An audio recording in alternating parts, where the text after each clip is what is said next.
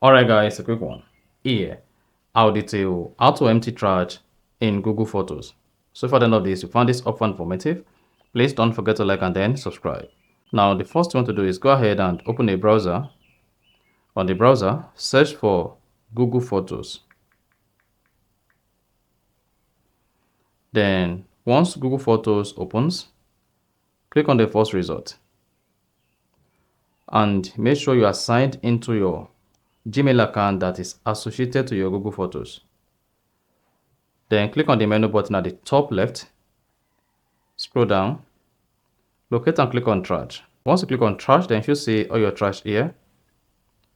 To empty trash on Google Photos, all you simply need to do is click on select button at the top right.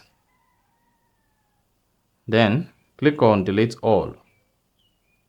Then you should see the total number of photos that will be permanently deleted from your Google trash. Then go ahead and click on delete, and that is it. So that's exactly how to empty trash in Google Photos. So if you found this offer informative, please don't forget to like and then subscribe.